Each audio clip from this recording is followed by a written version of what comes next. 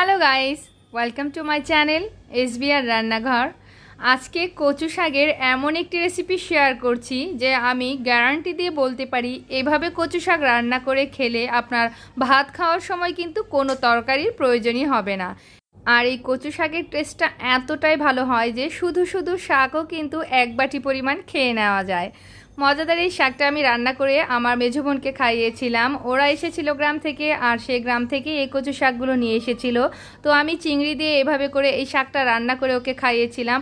ও খেয়ে ভীষণ পছন্দ করেছে। তো মজাদার এই শাকটি এখন আমি কিভাবে রান্না করেছি চলুন তবে দেখে নেওয়া যাক।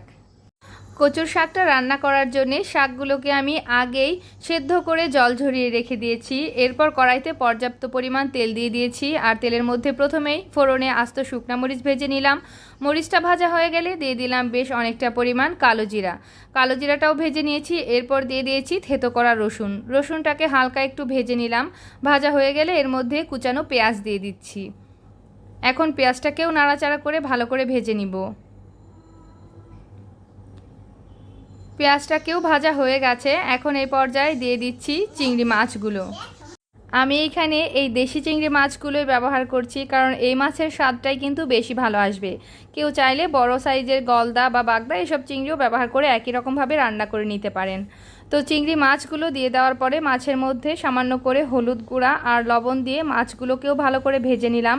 মাছ ভাজা হয়ে গেছে। এখন এর মধ্যে সেই ভাপিয়ে রাখা কচুর শাকগুলো দিয়ে দিব।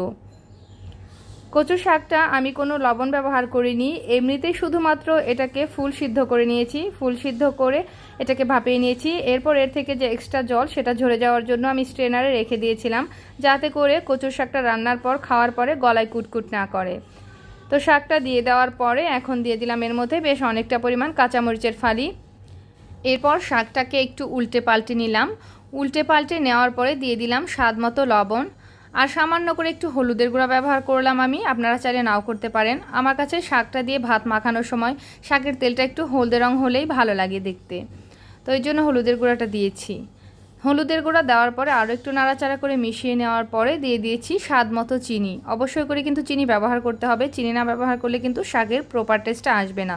তো চিনি দেওয়ার পরে শাকটাকে আরও বেশ খানিকক্ষণ নাড়াচাড়া করে একদমই ঘেটে নিয়েছি। আর এই পর্যায়ে কোনো মশলা বা কোনো কিছুই লাগবে না, শুধুমাত্র এই শাকটা থেকে তেলটা সেপারেট হয়ে যাওয়া পর্যন্ত আমি ভাজা ভাজা করে নিয়েছি। তো একটু খেয়াল করলে দেখতে পারবেন যে চারদিকে কিন্তু তেলটা ভেসে গেছিলো। তো শাকটা আমার রান্না করা প্রায় শেষের দিকে, আর একটু ভাজা ভাজা করে আর একটু ড্রাই করে নিচ্ছি। তো আরও কিছুক্ষণ নাড়াচাড়া করে আরেকটু ড্রাই করে নিলাম। এখন আমার কচুর শাক রান্না হয়ে গেছে। এতটুকু ভেজা ভেজা অবস্থায় আমি নামিয়ে নিব। তো দেখতে পেলেন খুব সহজে কোনো রকম বাটাবাটি খাটাখাটি ছাড়া এত মজাদার একটি কচু শাকের রান্না হয়ে গেল।